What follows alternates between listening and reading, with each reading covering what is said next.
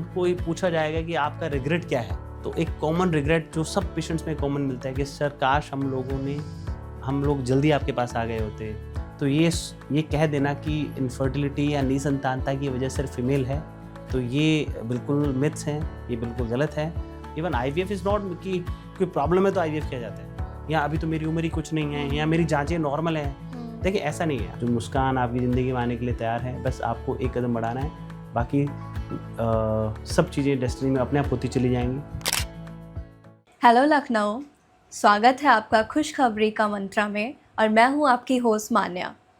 और आज हम एक ऐसे टॉपिक पर बात करने वाले हैं जिस पर लोग ज़्यादातर बात करने से झिझकते हैं, IVF। जी हाँ, ये टॉपिक बहुत सारे लोगों के लिए सिर्फ एक मेडिकल टर्म है, लेकिन कुछ कपल्स के लिए ये सिर्फ मेडिकल टर्म नहीं बल्कि एक आशा की किरण है और एक सपनों का नया रास्ता है।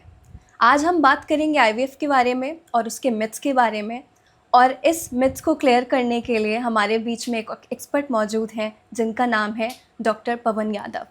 डॉक्टर पवन यादव हमारे चीफ IVF स्पेशलिस्ट हैं, गायनेक एंडोस्कोपिक सर्जन है, and he is heading Indira IVF hospitals in Lucknow and UP.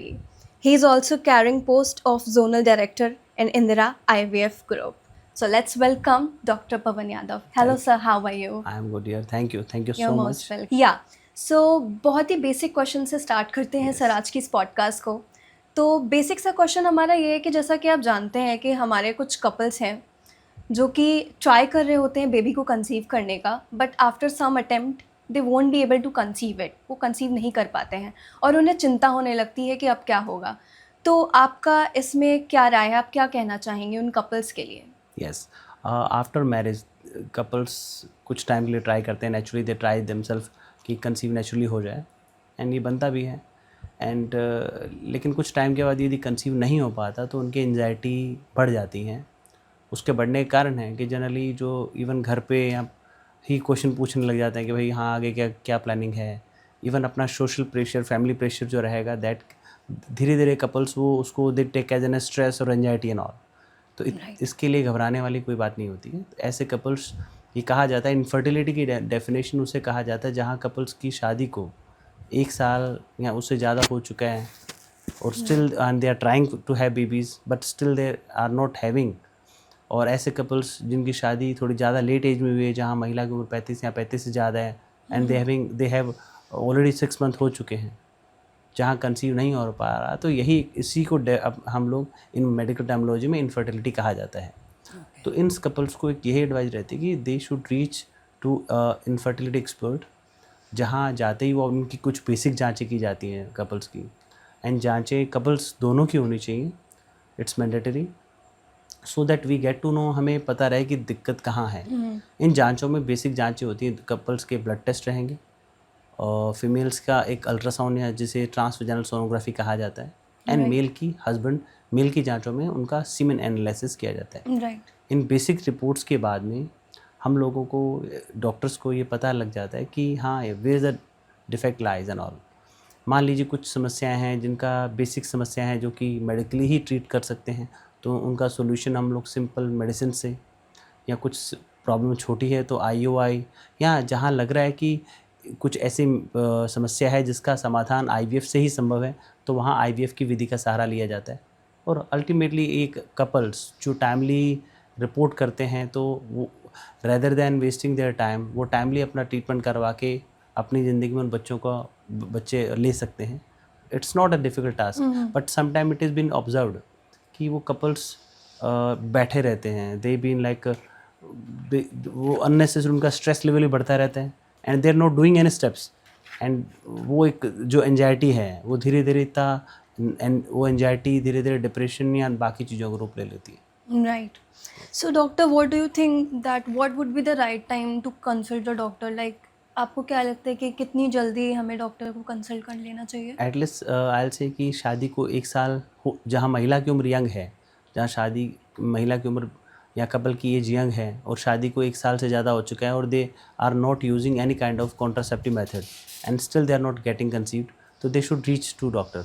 And जहाँ ऑलरेडी एक एग्जिस्टिंग फैक्टर्स हैं, जहाँ स्पेशली आज के टाइम में late marriages, late family planning is very common, I say जो मैरिज एज थी पहले टाइम में 22-24 साल थी, लेकिन आज ये बढ़ के, क्योंकि कई बार राइट पार्टनर, सही फैमिली मिलने में टाइम लगता है, शादियाँ लेट हो रही हैं, couples are very much focused on their professions, तो इन सब चीज़ों के चक्कर में कई बार फैमिली बहुत पीछे रह जाती है। हाँ, even if there is an already existing factor, like मेरी शादी लेट हुई है या मैं ऑलरेडी 40 रीच कर रहा हूँ या कर रही हूँ, तो they shouldn't waste their time, तो they should go to infertility expert directly without wasting time. Okay, so ये हमारे कुछ बेसिक क्वेश्चंस थे। नाउ द नेक्स्ट क्वेश्चन, एक हमने चीज़ देखी है कि लोग कहते हैं कि ये वुमेन में ही पाया जाता है इनफर्टिलिटी, तो आपका इस पे क्या कहना है? इट्स अ मिथ और इसके पीछे भी कोई साइंस है? देखिए, हम वी आर, मतलब हमारी जो सोसाइटी है वो शुरू से मेल डोमिनेंट सोसाइटी रही है, Right. जहाँ फीमेल्स को उनके राइट्स के बारे में नहीं पता आज तक, जहाँ मेल्स ही सब डिसीजन लेते हैं, तो मेल्स का अपना एक जिसे कहें मेलनेस है ये, कि यदि बच्चे नहीं हो रहे तो उसके लिए उसका ब्लेम फीमेल पे डाल दिया जाता है। राइट। उसको तो हर चीज़ के लिए हम लोग दोषी फीमेल को डाल दिया जाता है कि बच्चे नहीं हो रहे तो इसकी वजह भी फीमेल है, लेकिन ये बिल्कुल सही नहीं है। देखिए, साइंटिफिकली प्रूवन हो चुका है कि यदि संतान किसी कारणवश नहीं हो रही है तो उसके जिम्मेदार महिलाएं और पुरुष इक्वल होते हैं। ये कहा जाता है कि 1/3 केसेस में दिक्कत फीमेल में होती हैं, 1/3 के अंदर मेल्स में दिक्कत होती हैं, जो रेस्ट 1/3 है उसमें दिक्कत कंबाइंड भी हो सकती है। तो ये कह देना कि इनफर्टिलिटी या निसंतानता की वजह सिर्फ फीमेल है, तो ये बिल्कुल मिथ्स हैं, ये बिल्कुल गलत है। जिसके इनफर्टिलिटी के रीजंस दोनों हो सकते हैं। तो तभी ये कहा जाता है कि कोई भी इन्वेस्टिगेशंस जब जांचें की जाती हैं तो कपल्स की एज सच की जाती है। मैं एग्जांपल ही बता रहा हूँ। इवन लास्ट 15 ईयर से मैं प्रैक्टिस कर रहा हूँ, तो बहुत से इंटरेस्टिंग केस आते हैं। उनमें से एक ऐसा था कि एक कपल्स आए मेरे पास में, एंड जो मेल हैं उन मेल की 3rd मैरिज थी, और ही सेड कि सर मेरे 3 बीवियाँ हैं और तीनों के बच्चे नहीं हैं और मैं 4थी प्लानिंग करना है। तो आए, भले मैंने उनको काउंसिल किया, समझाया कि भाई पहले एक बार अपनी जांच तो करा लीजिए। एंड जब उन महाशय की जांच की तो पता लगा कि उनका सीमन काउंट 0 है। ओके। तो वो अभी he is been repeatedly marrying just to have babies, लेकिन ही डिडंट इवन, उसने कभी अपनी जांच नहीं कराई। यदि उसने अपनी जांच करा के पहले पता कर लिया होता कि भाई इनकी जांच में दिक्कत है, तो ये समस्या इतनी बड़ी नहीं बनती। तो ये कह देना, इट इज़ यस। तो इस इनफर्टिलिटी की जो रिस्पॉन्सिबिलिटी है, वो जो रीजंस हैं वो मेल फीमेल दोनों हो सकते हैं, दोनों के होते हैं। हाँ। तो हमारी जो ऑडियंस ये जानना चाहती थी कि सिर्फ ये वुमेन में होता है या नहीं, तो डॉक्टर पवन ने ये सब क्लियर कर दिया है कि दोनों में होता है, ऐसा कोई पार्शियलिटी नहीं है कि वुमेन में नहीं पाया जाता है। अच्छा, अभी हम वुमेन की बात कर रहे थे, तो सर मैं ये जानना चाहती हूँ कि अभी आपने बोला कि लाइक वुमेन मेन दोनों में होता है। अच्छा, व्हाट इफ़, जैसे कि आपने बोला इंडिया में थोड़ा वुमेन का पीछे रखते हैं उन्हें या कुछ समथिंग लाइक दैट, तो मान लीजिए अगर किसी वुमेन को ये चीज़ रियलाइज़ हो गई है कि वो इनफर्टाइल है और वो विज़िट करना चाहती है IVF, तो वो क्या अकेले आ सकती है? देखिए, आइडली जांचें दोनों की होनी चाहिए, लेकिन आज के टाइम में जो इनफर्टिलिटी की जो इंदिरा IVF हॉस्पिटल्स में यहाँ सर्विसेज होती हैं कस्टमाइज्ड हैं। यदि कोई मेल, अब बहुत से मेल्स आते हैं जिनकी अभी शादी नहीं हुई, दे बीन वरीड कि मेरी शादी के बाद मुझे दिक्कत तो नहीं आएंगी। इवन बहुत से फीमेल्स हैं, they are reaching to us, that is called pre conceptional counselling. तो प्री कंसेप्ट काउंसलिंग, जिसमें कपल्स की जांचें भी, उस इंडिविजुअल फीमेल मेल की जांचें भी होती हैं, जस्ट एवरी फीमेल्स, अब जिनको जो अपनी जांचें कराना चाहती हैं, देखना चाह रही हैं कि मेरी जो फर्टाइल्स हैं, जो ऑर्गन्स हैं, they are in healthy stage और नॉट, एग्स कैसे हैं, यूट्रस की कंडीशन कैसी है, तो they can have this testing. पर आइडली ये कहा जाता है कि जो इनफर्टिलिटी का वर्कअप किया जाता है उसमें हस्बैंड वाइफ दोनों की जांचें होनी चाहिए। एंड हाँ, I am adding one more things, जैसा कि मैंने बताया कि शादियां लेट हो रही हैं, इवन लाइक हर फीमेल्स को या मेल्स को अपने गमीट्स की कंडीशंस के बारे में पता होना चाहिए। लाइक आज के टाइम में सोशल एग फ्रीजिंग बहुत की जा रही है। सोशल एग फ्रीजिंग मीन्स कि फीमेल्स जिन्हें पता है कि उनकी शादी लेट होंगी या वो बच्चे लेट चाहती हैं, तो they are freezing their eggs.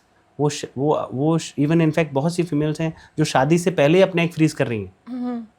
And we are doing from last couple of years I say, जहाँ फीमेल्स अपने एग फ्रीज करें, लेटर ऑन यदि उसको इनफर्टिलिटी से रिलेटेड कोई समस्या आती है तो वो उन्हीं एग्स के थ्रू जो उसने शादी से पहले फ्रीज किए थे या जब वो बच्चे नहीं चाहती थी तब फ्रीज किए थे, तो आज उन्हीं एग्स से शी कैन कंसीव। क्योंकि फीमेल्स की जैसे एज बढ़ेगी, आगे लेट एज पे फीमेल्स में एग्स कम हो जाते हैं, बहुत कम हो जाते हैं, तो फिर उनको अपने एग से कंसीव होने में दिक्कतें आती हैं। तो that is called social egg freezing.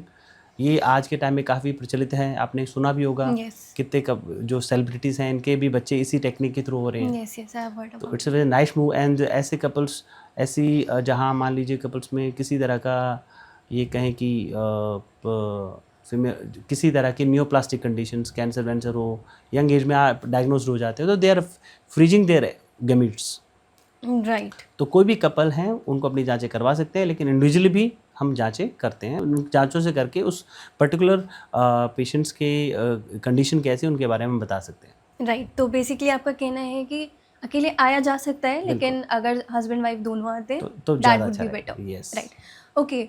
अच्छा, प्रक्रिया क्या रहेगी, प्रोसेस क्या रहेगा आने का और उसके बाद का it's a very process? Simple way, it's very systematic and simple way. कोई भी कपल जब इंदिरा आईवीएफ हॉस्पिटल्स ग्रुप में आता है तो they should just go to directly to reception area, okay. जहाँ हमारी प्रॉपर टीम रहेगी। They will handle them, they will guide them, they will carry them. They after some formalities and all, they directly meet the couples, directly meets to the doctor और consultant over theirs.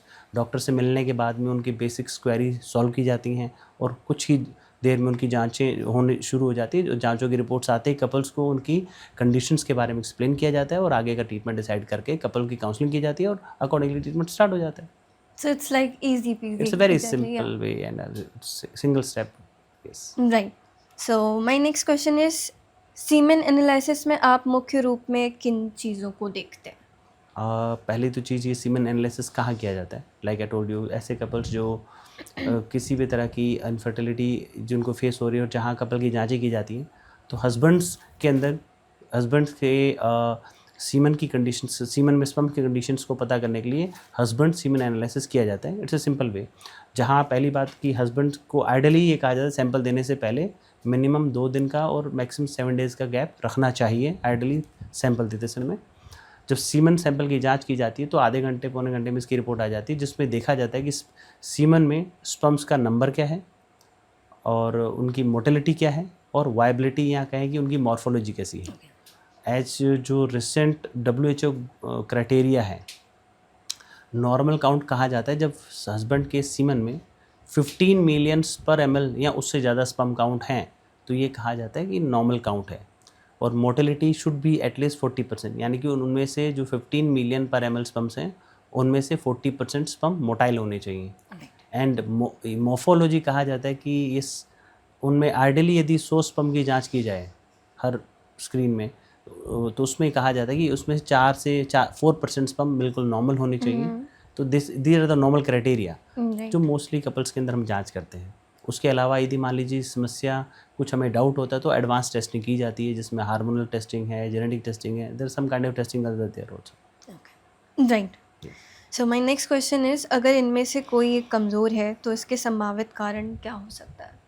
Male infertility के बहुत से कारण हैं। Even I will से कि सबसे पहले अपन बात करें तो लाइफस्टाइल रिलेटेड प्रॉब्लम्स हैं। आज smoking, alcohol, addictions, any kind addictions, ये they are the affecting us in stressful lifestyle. अब कई तरह के इन्फेक्शंस भी हैं जो कि मम्प्स है, मिजल्स है, they are ultimately affects the production of semen, sperms and all. उसके अलावा कुछ मेडिसिन हैं, एंटी हाइपरटेंसिव हैं, एंटी डिप्रेसेंट्स हैं, they also affect the semen count. And lifestyle के अंदर ये कहें कि जो हॉट वेदर है, इवन जो कपल्स जिनका स्लीप आवर्स डिफेक्ट मतलब अफेक्टेड है, दे बीन रिपीटेडली लैपटॉप पे काम कर रहे हैं या बहुत हॉट एनवायरनमेंट में रह रहे हैं, तो वहाँ स्पर्म का प्रोडक्शन जो है वो धीरे धीरे कम होता है। उसके अलावा कई तरह की इट्रोजेनिक कंडीशंस हैं, जब हमारे सर्जरी के दौरान कोई इंजरी हो जाए तो स्पर्म्स प्रोडक्शन, का जो स्पर्म बाहर आने चाहिए उस मात्रा में नहीं आ पाते, that is called obstructive angiospermia. And कई न्यूप्लास्टिक कंडीशंस हैं जिनकी वजह से भी, मतलब there are lot of reasons जिनकी वजह से हस्बैंड मेल के अंदर स्पर्म का प्रोडक्शन कम हो सकता है। एंड ये 2 तरह का रहता है कि भाई इसमें स्पर्म का प्रोडक्शन कम हुआ है या स्पर्म बाहर नहीं आ पा रहे हैं, तो उसके अकॉर्डिंग उनका ट्रीटमेंट डिसाइड किया जाता है। So my next concern is not question but concern is कि जैसे कि अभी आपने बोला कि लाइक हमने अभी डिस्कस किया था कि ऐसा कुछ नहीं है कि ये सिर्फ वुमेन में होता है या मेन में Yes. होता है, मेन में भी होता है। तो सर ऐसा क्या रीज़न है और लाइक क्या मेन को करना चाहिए कि वो सामने आए और इस चुप्पी को तोड़ें and they don't feel bad about it, Yes. Like देखिए कि मैं हर मेल को it is total about awareness. आज से 10 साल पहले तो लोगों ने 5 साल 10 साल पहले तो लोगों ने आईवीएफ का नाम भी नहीं सुना होगा, नहीं जानते थे आईवीएफ क्या है क्या नहीं है। लेकिन अवेयरनेस बढ़ी है because of media and all. अब हर साल में 1-2 पिक्चर्स मूवी आ जाती हैं आईवीएफ पे तो इनके माध्यम से धीरे धीरे आईवीएफ के बारे में अवेयरनेस बढ़ रही है। ओके। तो निसंतानता को लेके भी बहुत सारे मिथ्स थे। इवन बहुत से कपल्स मतलब आईवीएफ के बारे में नहीं जानते थे या आईवीएफ को एक अलग तरह से लेते थे, पता नहीं क्या चीज़ है। हमें जिस चीज़ के बारे में जानकारी नहीं होती है उसके बारे में मिथ्स पहले आ जाते हैं। तो मेल के अंदर भी एक मेल का अपना मेल ईगो रहता है। वो अपनी जांच कराने को अपनी मतलब लाइक मेलनेस से जोड़ता है कि भाई मैं मेल हूँ, मेरे में क्या दिक्कत हो सकती है। लेकिन ये चीज़ें आज से कि ये चीज़ें हमें ज़्यादा पहले फेस करनी पड़ती थी, लेकिन over the period of time education के साथ साथ में ये चीज़ें अब इतनी नहीं चैलेंज नहीं रह गए हैं। लेकिन येस एक रिस्पॉन्सिबल मेल को जो अपनी फैमिली को एक्सटेंड करना चाह रहे हैं, बड़ा करना चाह रहे हैं, तो उनको बैठ के समझाया जाए तो दे इजीली। ऐसा इशू आज के अब बहुत कम हो गया है जहाँ मेल अपनी जांचें नहीं कराते हैं। If proper counselling is done, यदि प्रॉपर काउंसलिंग से किया जाए तो कोई भी कपल्स जनरली जांचें कराने से आज के टाइम में हेजिटेट नहीं करते हैं, क्योंकि it is all about their, उनको वही अपनी फैमिली में एक्सटेंड करना है। Right. Yes. So like conclusion is कि male ego is affecting this thing, you can say. अभी नहीं है, मैं कह रहा हूँ ना कि अभी नहीं है, एजुकेशन कम हो गया। अवेयरनेस ये चीज़ें धीरे धीरे कम हो रही हैं। हाँ, इशू है वहाँ सबसे बड़ा कि कपल्स उनकी प्रॉपर काउंसलिंग। कई बार फैमिली में क्या रहता है कि सोशल जो प्रेशर होते हैं, जहाँ इवन लॉज में इन लॉज के अंदर कई बार फीमेल जांचों के बगैर ही जो रिश्तेदार होते हैं या मतलब इन लॉज हैं, वो जनरली जो इशू देखने को मिलते हैं, जहाँ प्रेशर फीमेल पे डाल दिया जाता है कि नहीं ये वजह है, तो फीमेल वो इतना डिप्रेस रहने लग जाती है कि फिर मेरे अंदर ही कोई दिक्कत है। या अपोजिट हो, मान लो कि जहाँ मेल पे ही रिस्पॉन्सिबिलिटी डाल दी जाए, तो it shouldn't be like this. The बच्चे होना it's a mutual responsibility of couple. यदि आज बच्चे नहीं हो रहे तो इट्स देयर कंबाइंड इफेक्ट, तो वहाँ दोनों को आगे आना चाहिए and they should keep their ego asides, क्योंकि ultimately they are going to have that happiness. Right. So Yes. Like 50-50 indulgement है Yes, yes, दोनों का, yes. तो दोनों को आगे आना चाहिए। बिल्कुल बिल्कुल। राइट। सो सर अभी यू हैव जस्ट मेंशन, अभी आपने मेंशन किया था कि लैपटॉप एंड एवरीथिंग। Yes. तो मैंने सुना है कि लाइक लैपटॉप गोद में लोग रख के बिल्कुल, चलाते हैं तो बिल्कुल। It keeps away like the father बनने का जो मौका देखिए मिलता है। ये देखिए क्या जो ईश्वर ने जो हमारी बॉडी बनाई है, ये बहुत सोच समझ के बनाई है कि कुछ ऑर्गन्स एब्डोमेन के अंदर हैं। अब टेस्टिस हैं, they always outside the not inside the abdominal cavity. Why? कि they need a less temperature. अब बॉडी का जो टेम्परेचर 37 डिग्री, जिसमें बाकी सब ऑर्गन वाइबल एक्टिव स्टेज में रहते हैं, तो टेस्टिस के अंदर स्पर्म प्रोडक्शन के लिए टेस्टिस का टेम्परेचर बॉडी टेम्परेचर से कुछ डिग्री कम होना चाहिए। तो that's why they are in scrotum. And हम लोग अपनी लैब में लगातार लैपटॉप बैठे हैं। ज़्यादा जो IT प्रोफेशनल्स हैं, it is been very observe, क्योंकि उनके सिटिंग आवर बहुत ज़्यादा रहते हैं। सीडेंट्री लाइफस्टाइल रहेगा जहाँ फिजिकल एक्टिविटी कम हो जाती है, उनकी स्लीप साइकिल्स अफेक्टेड रहते हैं, ओवरनाइट काम कर रहे हैं, दिन में सोना हो रहा है, तो पूरा सर्केडियन रिदम ही डिस्टर्ब रहती हैं। एंड कंटिन्यूसली अपने लैब के अंदर लैपटॉप या कोई भी ऐसा एनवायरनमेंट, मान लीजिए मरीन्स में काम करने वाले हैं, वहाँ बहुत गर्मी है, चीली है, तो वहाँ का टेम्परेचर इतना ज़्यादा बढ़ जाता है कि स्पर्म का प्रोडक्शन जो टेस्टिस में होना चाहिए वो अफेक्ट हो जाता है। तो yes, that is affecting male sperm count also. So does it go with the female as well? नहीं, there is nothing like in female. Female के अंदर yes, stressful lifestyle affects everyone. Stress की वजह से फीमेल के अंदर भी बहुत सी दिक्कतें आ रही हैं। इनफैक्ट ये कहें कि आज से अभी जो करंट सिनेरियो है, आज के टाइम में सबसे बड़ी समस्या जो देखने को मिल रही है कि females are losing their egg at early as.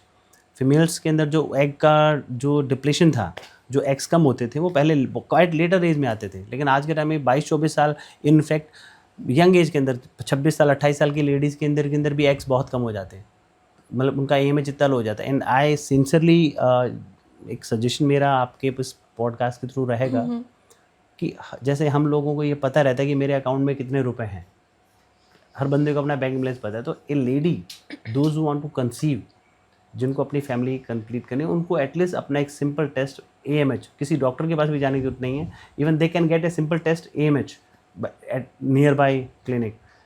यदि वो नॉर्मल नहीं है तो एटलीस्ट यू शुड, आपको अपने जो इनफर्टिलिटी एक्सपर्ट्स हैं उनसे मिलना चाहिए, क्योंकि धीरे धीरे एग्स बहुत कम होते हैं। लेटर ऑन कई बार उन कपल्स को या उस फीमेल को बहुत लेटर एज में जाके पता लगता है कि यार मेरे एग बहुत कम हो गए, तो वो टाइम तब तक इतना लैप्स हो चुका होता है, इतना एग कम। हाँ, if she get to note on time, उनको टाइमली पता लग जाए, तो she can start her treatment at quite early, और accordingly they can have baby at right as.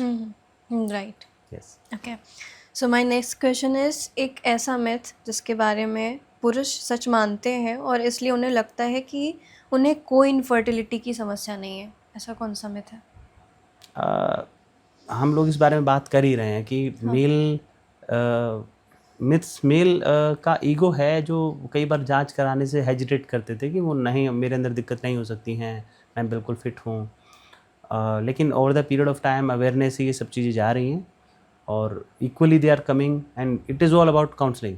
हम यदि कपल्स को लेके प्रॉपर काउंसलिंग करेंगे, हाँ, लेकिन उनकी कपल का decision they should be on. यदि मैं किसी कपल को एडवाइस करता हूँ तो ये कहता हूँ कि देखिए, कोई भी समस्या है तो it should be between you both. इसमें आप जितने लोगों को इंडल्ज करेंगे, इन्वॉल्व करेंगे, भी ये चीज़ें आप डॉक्टर्स और आपके बीच में रहनी चाहिए। हम अपनी समस्याओं को बाहर जाके नहीं बताते कि मेरे अंदर ये दिक्कत आई है, उसका सोल्यूशन होना चाहिए। तो सोल्यूशन कपल और डॉक्टर मिलके करेंगे, उसमें काउंसलिंग की ज़रूरत होती है, and counselling is a very important part in any kind of treatment. Correct. तो अभी तो ये बात हो गई इनफर्टिलिटी की, Yes. बोथ जेंडर्स में, male and female. Now we come to the point कि हम इसे स्टेप बाय स्टेप डायग्नोज कैसे कर सकते हैं, और पहले बात करेंगे मेल इनफर्टिलिटी की। मेल इनफर्टिलिटी के लिए मैंने बताया कि कुछ सबसे बाय डूइंग सिंपल टेस्ट, जिसमें कि हम हस्बैंड के सीमन की जांच की जाती है, that is called HSA, husband semen analysis, या कोई भी मेल केस, जिसमें स्पर्म का काउंट, नंबर एंड मोर्टेलिटी देखी जाती है। एंड उसमें यदि काउंट कम ज़्यादा है तो उनके लिए, यहाँ जहाँ कोई क्लिनिकल हिस्ट्री है, भाई ऐसे भी कपल है जहाँ काउंट कम है और जहाँ प्रेगनेंसी आने के बाद प्रेगनेंसी बार बार अबॉर्ट हो जाती है, जिसे कहा जाता है रिपीटेड प्रेगनेंसी लॉस, या मेल का काउंट बहुत कम है, तो उसके अकॉर्डिंग फिर हम स्टेप 1 रहेगा husband semen analysis. Advance testing के अंदर उनकी DFI DNA फ्रेगमेंट इंडेक्स, और इवन वाई क्रोमोसोम माइक्रोडिलीजन, या हार्मोनल टेस्टिंग, या इवन टीसा है, पीसा है, माइक्रो टीसा है। These are the methods we are, मतलब we through which we diagnosed कि हाँ मेल के अंदर क्या इश्यूज़ हैं, और उनकी जो प्रॉब्लम है वो कितनी बड़ी है, और उसके अकॉर्डिंग फिर आगे का ट्रीटमेंट प्लान हम करते हैं। Okay, so does it go with the female as well, same process? Yes, for a female के लिए भी उनकी बेसिक जांचें हैं। देयर इज नथिंग कि एक इनफर्टिलिटी वर्कअप के लिए कोई CT स्कैन MRI कराने की जरूरत नहीं होती है। Okay, by doing just simple blood test और एक sonography, by having only blood test and एक फीमेल का TVS, transvaginal sonography, we get to know कि भाई इन फीमेल के अंदर एग कितने हैं, यूट्रस की कंडीशन कैसी है, उनकी ट्यूब्स खुली हैं, बंद हैं, ये भी टेस्ट हम कर लेते हैं। तो there is nothing expensive also, it will take hardly 1 to 2 hour, जिसमें कि कपल्स को अपनी प्रॉब्लम का टाइमली पता लग जाएगा, और कोई कहीं ज़्यादा चक्कर लगाने की जरूरत नहीं होती है। तो सिंपल टेस्टिंग रहती हैं, जिसमें कि मेल की जांचों में सीमन एनालिसिस, फीमेल की जांचों में अल्ट्रासाउंड, ब्लड टेस्टिंग, इनसे हमें पता लग जाएगा। Yes, right. So my next question is, अगर मेल पार्टनर इनफर्टिलिटी से पीड़ित है तो क्या उन्हें IVF ट्रीटमेंट ही करवाना पड़ेगा या कोई और भी ट्रीटमेंट्स अवेलेबल हैं? Yes, it's a right question, बहुत अच्छा क्वेश्चन आपने पूछा है।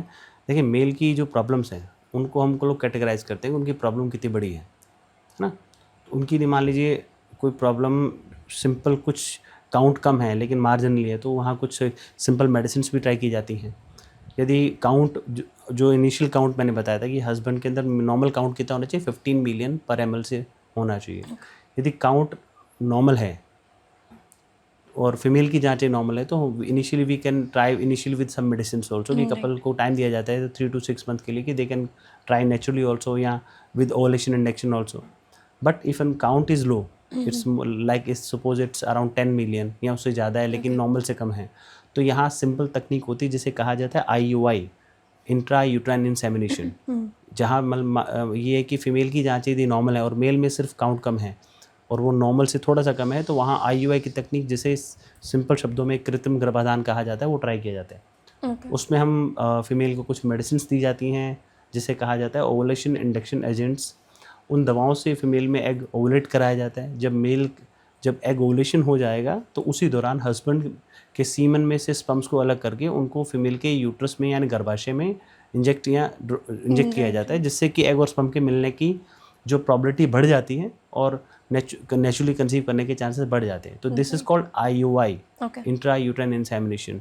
इसमें सफलता की दर 15 से 20% के अराउंड होती है।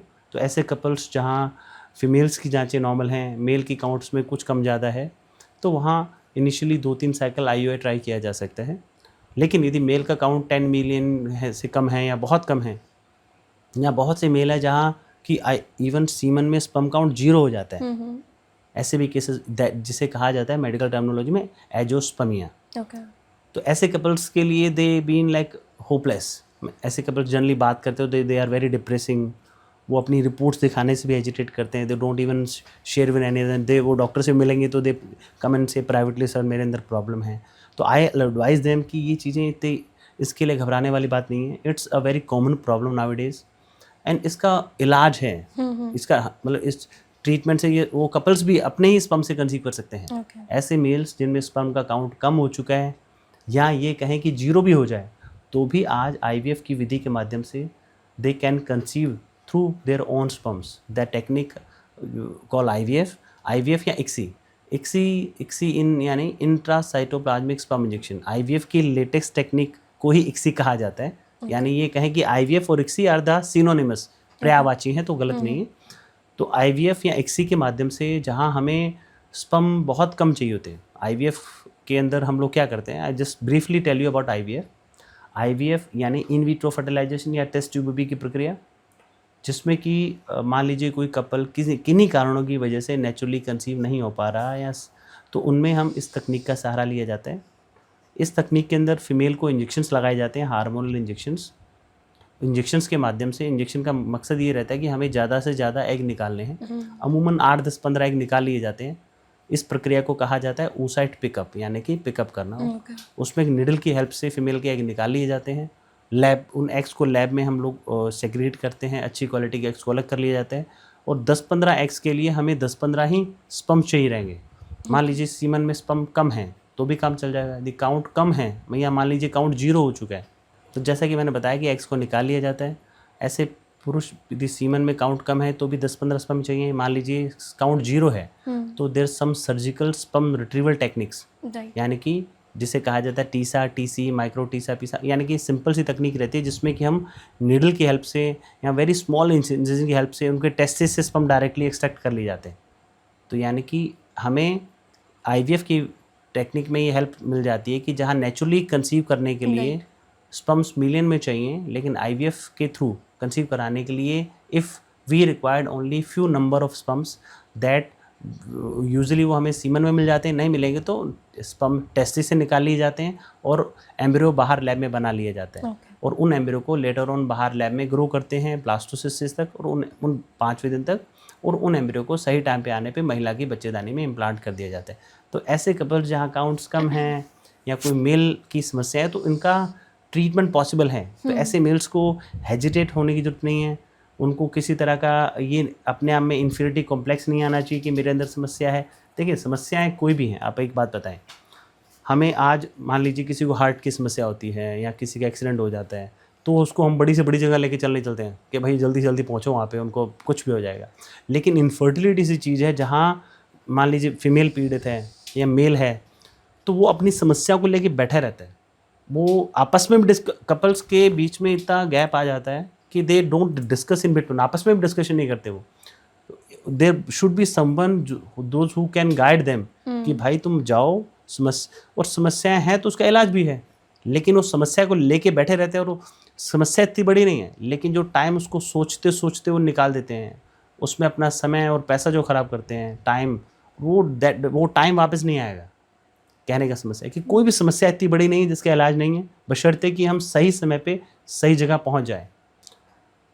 ये बहुत अच्छी बात कही सर आपने कि ऐसा कोई भी प्रॉब्लम नहीं है जिसका सॉल्यूशन ना हो। नहीं है। yes. बस लाइक मौके पे चौका मारने वाली बात है, जल्दी से आप जितना जल्दी डॉक्टर से कंसल्ट कर लें। अपनी यस कोई भी प्रॉब्लम है उसको जितना Right. टाइमली एड्रेस करेंगे दैट Exactly. उसका आंसर हमें उतना जल्दी मिलेगा और इतना Exactly. इजीली मिलेगा। rather than you know Yes. being upset about it, बिल्कुल you should बिल्कुल consult बिल्कुल। the तो doctor. वो इवन जनरली जिन पेशेंट से मैं रोज़ मिलता हूँ जिनको बच्चे हो रहे हैं होने के बाद भी उनको ये पूछा जाएगा कि आपका रिग्रेट क्या है। तो एक कॉमन रिग्रेट जो सब पेशेंट्स में कॉमन मिलता है कि सर काश हम लोग जल्दी आपके पास आ गए होते या हमने ये ट्रीटमेंट जल्दी स्टार्ट कर दिया होता। तो हम लोग जो 15 साल मैंने ख़राब किए या 10 साल ख़राब किए मैंने, या कई लोग तो 25-25 साल के साथ वो जो इतने साल हमने वेस्ट कर दिए हैं, इतना पैसा जो हमने इधर उधर के ट्रीटमेंट में ख़राब कर दिया मिथ्स में और इन चीज़ों में, वो बच जाता। इवन देखें हर चीज़ का समय है। गवर्नमेंट ने भी शादी के एज डिसाइड किया कि ये एज होनी चाहिए। बच्चे होने का भी एज है। आज ऐसे हमारे पेरेंट्स थे, हम लोग थे, तो उन्होंने टाइमली शादियां कर ली थी, तो तभी तो उनके आज हम साथ में। अब ऐसे कपल जिनकी शादियां ही 45-50 साल में हो रही हैं, तो उनके बच्चे कब होंगे, कब जाके बच्चों को देखेंगे। तो हर चीज़ का एक एंजॉय करने का टाइम है, तो बच्चों को बड़ा होता भी देखना हमारी रिस्पॉन्सिबिलिटी है। राइट। यस। तो नेक्स्ट क्वेश्चन हमारा ये है कि सर आप लखनऊ का जो हमारा एरिया है उसमें आपने काफ़ी एक्सपीरियंस किया हुआ है, अभी आपने नंबर ऑफ़ ईयर्स मुझसे मेंशन किए थे, तो हम ये जानना चाहते हैं कि आपके पास केसेस को लेकर ज़्यादा मेल आए हैं या फीमेल आए हैं? 15 साल के अंदर मुझे देखें पहले लखनऊ की बात करें तो ये लखनऊ की अपनी एक अदा है, एक नवाबों का शहर है और एक बहुत मेहमान नवाजी के लिए शहर माना जाता है। और अच्छी बात है कि लखनऊ ये कहें एक मेडिकल सिटी भी है।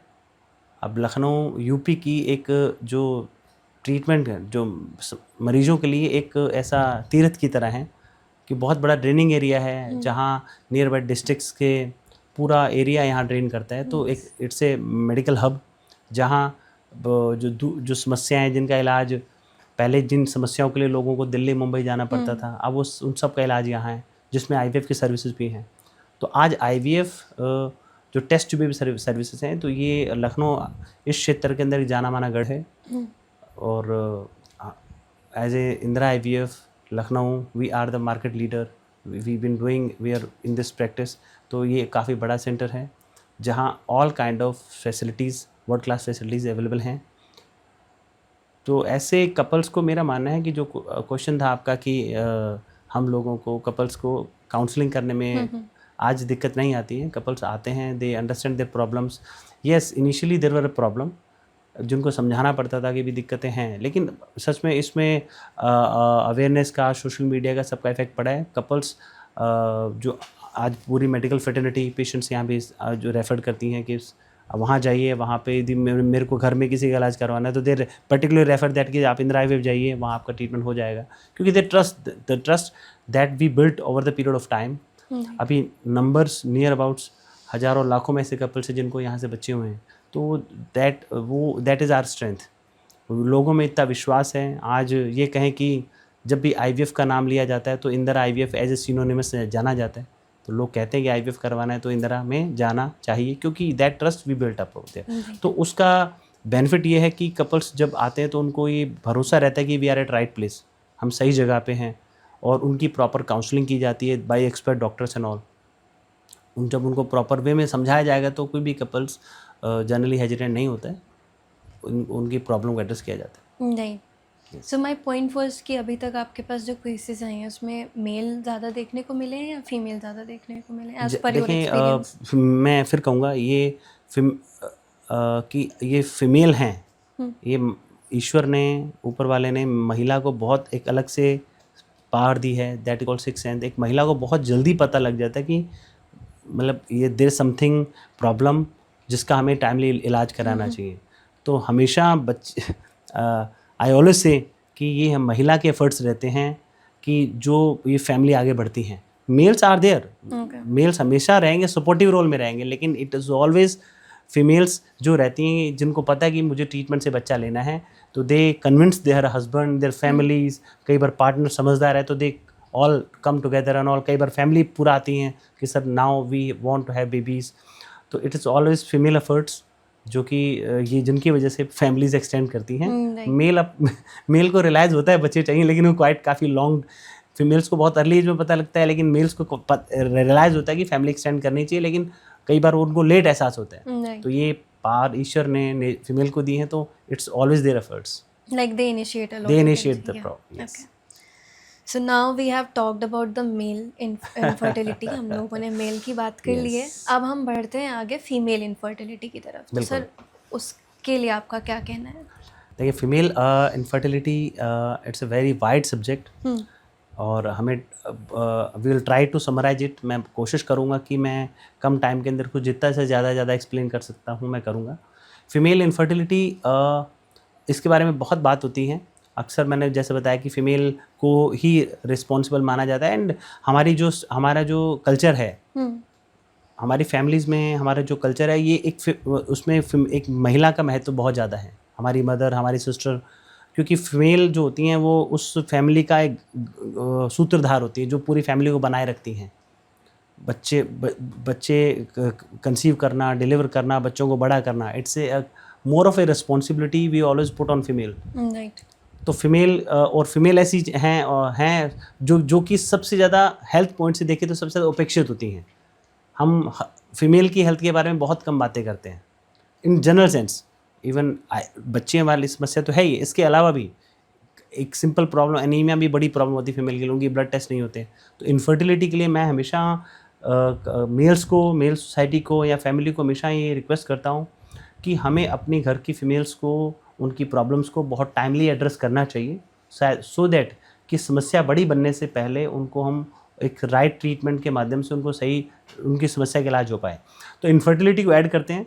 अक्सर फीमेल इनफर्टिलिटी है तो फीमेल की पहले बेसिक जांचें की जाती हैं, जिन जांचों में उनका एक अल्ट्रासाउंड या कुछ ब्लड टेस्ट किया जाता है। फीमेल के अंदर देखा जाता है कि उनके यूट्रस की कंडीशन कैसी है, उनके ओवरियन रिजर्व कितना है, एग्स कितने दिख रहे हैं, ट्यूब्स ओपन है कि नहीं है।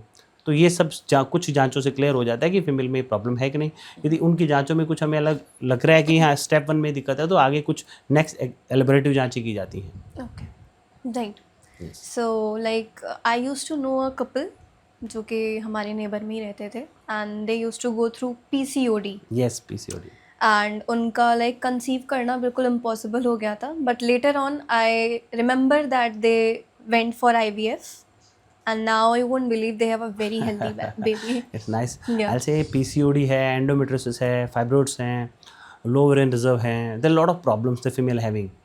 तो इन सब की वजह से अक्सर फीमेल्स को कंसीव करने में दिक्कत आती है। PCOD एक कंडीशन है जहाँ फीमेल के अंदर एग तो हैं, लेकिन एग का प्रॉपर ओवुलेशन नहीं हो पा रहा, मैच्योरेशन नहीं हो पा रहा, तो जिनकी वजह से फीमेल्स को अक्सर माहवारी में अनियमितता बनी रहती हैं, या कई बार उनको कंसीव होने में दिक्कतें आती हैं। तो आफ्टर इनिशियल ट्रायल यदि कपल कंसीव नहीं कर पा रहा तो IVF is the best way solution, जिसमें कि हमने बताया कि फीमेल्स की जो प्रॉब्लम है उसका सोल्यूशन हो जाएगा। तो प्रॉब्लम बड़ी नहीं होती हैं, उनका सोल्यूशन बड़ा होता है, और कोई भी ऐसी समस्या नहीं जिसको टाइमली एड्रेस करके हम लोग उन फीमेल को वो ब्लेसिंग्स दे सकते हैं। वो उसको देखें, it's kind of I always say कि it's kind of woman empowerment. I say घर में आज सोसाइटी में देखा जाता है कि यदि किसी फीमेल को बच्चे नहीं हैं तो उसको वो जो रिस्पेक्ट मिलना चाहिए फैमिली में वो नहीं मिल पाता, अक्सर नहीं मिल पाता। लेकिन वो बच्चे होने से उसकी बात में सुनी जाती है। मतलब I have seen many couples, बहुत से कपल आके बोलते हैं सर हम लोगों ने फंक्शन वगैरह में जाना छोड़ दिया है, शादी ब्याह में नहीं जाते हम लोग। क्यों नहीं जाते? लोगों को क्वेश्चन आएंगे सर कि बच्चे नहीं हो रहे हैं। तो और कल और इवन मैं इस आपके एक आई रिमेंबर अ केस, यहाँ नज़दीक एक डिस्ट्रिक्ट है Gonda. couple went to a social gathering जहाँ था, and they been like repeatedly asked and somebody taught them कि भाई बच्चे नहीं हैं इनको, तो मतलब बच्चे को उनके पास नहीं जाने दिया गया, बच्चे को उस फीमेल से ले लिया गया, and they were so मतलब disheartened. They came to the bridge and all, they jumped into the river. And somehow they've been survived by the few localites, and some of them was our old patient. हमारे उन्होंने कहा कि देखिए उन्होंने समझाया उनको, and believe करें कि वो कपल उनको लेके आए और विद इन 1 ईयर उनको ट्विन बच्चे हुए, and still they are in touch with me. There lot of such examples are there. तो IVF ने ना कि सिर्फ उनकी जान बचाई, and the lady she used to come every Rakhi to put Rakhi on my hand. तो सच वो ऐसी फीलिंग्स रहती हैं एज ए डॉक्टर आई से कि शायद आप अच्छा काम तो कर रहे हो लेकिन आज बच्चे हो रहे हैं तो, लेकिन बच्चे होना सिर्फ ऐसा नहीं है कि बच्चे हमें चाहिए, बच्चे खानदान चलाने के लिए चाहिए, दे आर आर नीड, वो आज हमारी ज़रूरत है, they are the stress buster. वो आज हमारी दिन की पूरी दिन की थकान हम जब घर पे जाते हैं बच्चों को बैठते हैं उनके साथ तो सारी निकल जाती है। तो आज जितनी बच्चा हमें बच्चों की ज़रूरत है तो उससे ज़्यादा हमें ज़रूरत है बच्चों की। तो IVF के माध्यम से ये संभव हो पाया है कि ऐसे कपल्स, ऐसी महिलाएं जिनमें कि PCOD या कहीं एंडोमेट्रियोसिस, फाइब्रोइड्स या ट्यूबें बंद हैं, तो जो कि जिनके लिए पहले इन महिलाओं के लिए नेचुरली कंसीव करना एक इम्पॉसिबल माना जाता था, वो बहुत से मिथ्स में या इधर उधर के समय में अपना टाइम ख़राब करते थे, तो आज simply they can have baby. Even बहुत से पेशेंट, आपको मैं बताऊं, इवन IVF इज़ नॉट कि कोई प्रॉब्लम है तो IVF किया जाता है, ये भी एक मिथ्स है कि सर मेरी एज हो जाएगी तो IVF कराऊंगा, या अभी तो मेरी उम्र ही कुछ नहीं है, या मेरी जांचें नॉर्मल है। देखिए ऐसा नहीं है। IVF उन कपल में भी इवन 30% पेशेंट्स होते हैं जहाँ सब रिपोर्ट्स नॉर्मल हैं मेल फीमेल में, जहाँ रिपोर्ट्स नॉर्मल होने के बाद भी आपको साल हो गया, 2 साल हो गए, बच्चे नहीं हो पा रहे हैं एंड आपका एंजाइटी लेवल बढ़ता जा रहा है। तो IVF is just a way to get conceive, एक रास्ता है जिसके माध्यम से हम कंसीव करते हैं। 30% पेशेंट हैं जिनका मैं इलाज कर रहा हूँ, उनकी सब रिपोर्ट्स नॉर्मल हैं, still they are not having babies, but through IVF they are having, through IVF they are having. तो रेदर देन वो इतने टाइम का वेट करें कि कल उनकी इतने सालों का वेट करें कि उनकी रिपोर्ट्स में दिक्कत आना शुरू हो जाए, तो टाइमली उस समय रहते वो इन तकनीकों का यूज़ करके they can conceive. It is all about awareness एल से, यदि कोई प्रॉपरली उनको गाइड करने वाला हो। But many time it is been observed, ये देखा जाता है कि हम जिनको बच्चे नहीं है तो जनरली हम लोग नज़दीक के डॉक्टर को दिखाते हैं, वो डॉक्टर जो भी दवा देगा हम खाना शुरू करते हैं विदाउट इवन आस्किंग कि हमें खानी चाहिए नहीं खानी चाहिए, इसके खाने से क्या बेनिफिट होंगे, उन पर हम चलते रहते हैं। एंड इसी सिलसिले के अंदर हम एक डॉक्टर बदलते हैं, दूसरे डॉक्टर पर जाते हैं, तीसरे के पास जा रहे हैं, तो वो एक फाइलों का ढेर लगता जाता है और कपल का एंजाइटी का लेवल भी उसी लेवल में बढ़ता रहता है। तो समटाइम पेशेंट 2-3 साल में इतना ड्रेन आउट हो जाता है इमोशनली, फाइनेंशियली, कि वो जब तक सही ट्रीटमेंट तक पहुंचता है तो तब तक ही बर्न आउट। लेकिन समबडी इफ़ वो सही टाइम पे यदि एडवाइस लेता, सही टाइम सही जगह पहुंच जाए, तो वो उन कपल्स के लिए मनी से ज़्यादा टाइम, सब चीज़ें मैटर करती हैं, सब चीज़ें मैटर करेगा। Everybody does want to have babies but there is somebody to should be there to guide them. तो तभी मैं कह रहा हूँ कि लाइक हार्ट की प्रॉब्लम होने पे हम कार्डियोलॉजिस्ट के पास जाते हैं, हड्डियों की दिक्कत है तो ऑर्थोपेडिशियन के पास जाते हैं। तो वैसे ही इनफर्टिलिटी से रिलेटेड समस्या है तो आपको इस फील्ड के जो एक्सपर्ट डॉक्टर हैं, इनफर्टिलिटी एक्सपर्ट्स, उनकी राय लेनी चाहिए, जो कि बहुत ज़रूरी है, क्योंकि उनका नज़रिया उस केस को देखने का बाकी डॉक्टर से अलग रहता है and they can guide you in proper way. Right. So I hope हमारी पॉडकास्ट जो है ये एग्जैक्ट उसी टाइम पर हमारी ऑडियंस के पास पहुँचे जब उन्हें उसकी बेहद ज़रूरत हो, जैसे कि आप मेंशन कर रहे हैं कि लेट हो जाते हैं। तो thank you so much for the organisers जिन्होंने इतनी अच्छी पॉडकास्ट रखी। नाउ सर, हमारे जो लिसनर्स हैं, जो श्रोता हैं हमारे, उनके कुछ क्वेश्चंस हैं जो कि हम रैपिडली आपसे पूछने वाले हैं। श्योर। तो लेट्स गो विद इट। सबसे पहला क्वेश्चन हमारे पास है, लाइफस्टाइल में बदलाव के थ्रू स्पर्म क्वालिटी सुधारने में कितना समय लगता है? देखिए बिल्कुल ये सही क्वेश्चन है। हम लोग लाइफस्टाइल को चेंज करके बहुत सी ज़िंदगी की प्रॉब्लम्स को ठीक कर सकते हैं। इवन डायबिटीज़, हाइपरटेंशन तो अपन सब सुनते ही हैं। यस, इनफर्टिलिटी को भी हम लाइफस्टाइल से कवर कर सकते हैं कुछ टाइम तक, यदि समस्याएं माइल्ड लेवल पे हैं।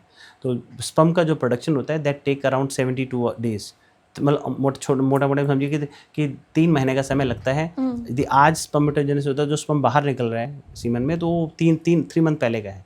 तो 3 month at least you have to be strictly follow your lifestyle, जिसमें कि avoid smoking, alcohol, do physical exercises, have antioxidant rich fruits like diet, fruits हैं, वेजेस हैं, ये सब चीज़ें। तो yes, definitely it will help us. Okay, so now our next question is, क्या boxer वास्तव में टाइट बीव्स की तुलना में स्पर्म काउंट में सुधार करते हैं? जैसा कि मैंने बताया कि the aim behind, the physiology behind की वो एरिया थोड़ा सा कूल रहे। लेकिन जो इवन टाइट वेयरिंग्स हैं या इवन हॉट वेदर है, तो इन सब की वजह से वहाँ का टेम्परेचर राइज करेगा, दैट विल अफेक्ट स्पर्मेटोजेनेसिस। तो yes, loose wearings are quite helpful. Okay, now our next question is, मेरे पिता ने प्राकृतिक रूप से बच्चा पैदा किए थे, क्या इसका मतलब ये है कि मैं सुरक्षित हूँ? नहीं, it's This is the not, question. ये इट्स अ मिथ। ऐसा नहीं है कि अब मान लीजिए मेरे पेरेंट्स को बच्चे नेचुरली हो गए और आज मैं चैलेंज कर रहा हूँ, तो मुझे आईवीएफ का सहारा लेना पड़ रहा है। हाँ. तो ये नहीं, इट्स नॉट मीन कि आप इनफर्टिलिटी ऐसा नहीं कि आपके फादर ने नेचुरली कंसीव किया तो आपकी फैमिली में कोई ऐसा नहीं होगा जिसको बच्चे होने में दिक्कत नहीं आएगी। नहीं, ऐसा है कि हाँ, और ऐसा भी नहीं है कि आज आपके बच्चे आईवीएफ से हो रहे हैं, कल जो बच्चे होंगे उनको आईवीएफ की नीड पड़ेगी। ये भी मिथ है ओके. कि आज मेरे बच्चे आईवीएफ से हुए हैं तो मेरे बच्चों को कल जरूरत पड़ेगी आईवीएफ की। नहीं, इनफर्टिलिटी इज अ स्टेज जो कि जिसमें आप कंसीव नहीं कर पा रहे हो, तो आपने कंसीव होने में आईवीएफ का सहारा लिया जरूर। और जो बच्चे इस तकनीक से होंगे they are normal, quite normal kids, तो they can have baby there by their own. Yes, Right. तो it's not genetically like decided. Okay. Yes, So our next, there are some concern, there's few problems that inherit genetically, but it's not there. right. So our next question is, क्या दवाएं sperm health को प्रभावित कर सकती हैं? दवाएं sperm health को प्रभावित, यस, बहुत सी दवाएं हैं जो स्पर्म को बहुत मतलब नेगेटिव इम्पैक्ट डालती हैं। Anti depressant, anti psychotic medicine हैं, एंटी कैंसर मेडिसिन हैं, एंटी एंजाइटी मेडिसिन हैं। तो yes, we should before taking any medicine we should take opinion from clinicians. जो डॉक्टर हैं वो आपको ज़्यादा अच्छी राय देंगे। आपको कोई भी दवा ऐसे किसी ने बता दिया ऐसे नहीं खानी चाहिए। कोई भी दवा हम या कोई भी है जो चीज़ हम किसी खा रहे हैं तो उनको आप ऐसे नहीं हम बस ले रहे हैं। वी शुड नो कि how that medicine is safe for me, is that medicine going to have any side effect on me or in my body? Right. And Yes. even is it working or not at all? Yes, Right. बिल्कुल, कोई भी दवा without doctor के prescription के नहीं लेनी चाहिए। Right. Okay. So our next question is, क्या पुरुष प्रजनन क्षमता के लिए कोई विशिष्ट आहार है? देखिए, dietary factor you been asking, Yeah. Diet का रोल मेल फीमेल दोनों की लाइफस्टाइल में रहेगा। एम बिहाइंड कि हमें डाइट में anti oxidant rich diet like fruits हैं, ग्रीन वेजेस हैं, ये रखने चाहिए। जो चीज़ें बहुत ऑयल कंज्यूम कर रही हैं जिनमें कि हाई ग्लाइसेमिक फूड्स हैं वो हमें अवॉइड करने चाहिए। They ultimately lead to rise in body में ऑक्सीडेंट प्रोडक्ट्स बढ़ेंगे तो they will affect gametes, egg and sperm also. Okay. So it goes for the both. वो goes for genders. both, yes. Okay. Goes for both. Right. So next question is, उम्र पुरुष प्रजनन क्षमता को कैसे प्रभावित करती है? देखिए, एज के साथ ये कहा जाता है कि एज का इम्पैक्ट तो दोनों पे रहेगा, मेल पे भी रहेगा, फीमेल पे भी रहेगा। और मेल के अंदर जो स्पर्म बनने की प्रक्रिया है वो एज के साथ साथ में धीरे धीरे कम हो जाती है, लेकिन it's a life long process, वो चलता रहता है। हाँ, तो किसी भी मेल के अंदर जो फर्टिलिटी है डिक्लाइन करेगी, and female for female also. Female के अंदर जो बेस्ट एज रही कही जाती है कि जहाँ कंसीव होने के लिए बेस्ट एज होती है दैट इज़ 20 to 30, Okay. कि जहाँ फीमेल के अंदर सब चीज़ें बिल्कुल आइडियल कंडीशंस में मिलेंगी, एग भी, स्पर्म, एग्स भी, यूट्रस भी एंड बाकी कंडीशंस भी। लेकिन जैसे ही फीमेल की एज बढ़ती हैं तो उनमें एग्स डिप्लीट होना शुरू हो जाते हैं, एमएच की वैल्यू कम होना शुरू हो जाती हैं। तो स्पेशली जो फीमेल्स कई बार जिन्होंने यंग एज में कंसीव भी कर लिया है लेकिन वही फीमेल आगे जाके कंसीव करने में दिक्कत आती हैं। फीमेल की एज बढ़ने पे उसमें एग कम होते हैं तो कई बार बच्चे नहीं हो पाना या प्रेगनेंसी लगने के बाद बार प्रेगनेंसी अबॉर्ट कर जाना, ये भी इशू आते हैं। कई बार हम देखते हैं कि लेट जो बच्चे लेट एज में होते हैं वो मेंटली उनमें किस तरह के रिटार्डेशन होने की समस्या बढ़ जाती है, क्योंकि ये सब समस्याएं कब आती हैं जब गमीट्स जो नंबर में, जो एग और स्पर्म नंबर में कम हो जाते हैं या उनके अंदर एज रिलेटेड फ्रेगमेंटेशन, उनके डीएनए में ऐसे चेंजेस हो जाते हैं जिनकी वजह से एम्ब्रियो में किसी तरह के डिफेक्ट आ जाते हैं। जो प्रेगनेंसी आई भी है तो वो एक वाइबल यानी कि हेल्दी बच्चे को कंसीव नहीं कर पाते। Okay. तो इसके लिए भी डॉक्टर की राय लेनी चाहिए।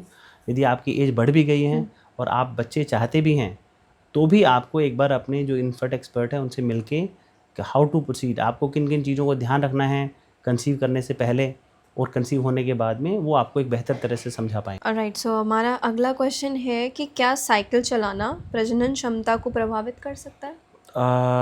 देखिए, ओवर ये कहा जाता है कि इवन वो जो है कि जो वो जो टेस्टिकुलर एरिया है अपनी पेरिनियम है, तो जो साइकिल्स का जो स्ट्रक्चर ऐसा रहेगा कि जो वो पेरिनियम पे बहुत प्रेशर डालती है Right. और ओवर स्पीडिंग से लगातार हीट जनरेट होती है। तो ये कहा जाता है कि आप यदि you want to conceive and you are facing challenges in that, तो थोड़ा सा आपको मतलब कुछ टाइम के लिए you can take a break ले सकते हैं आप लोग। Okay.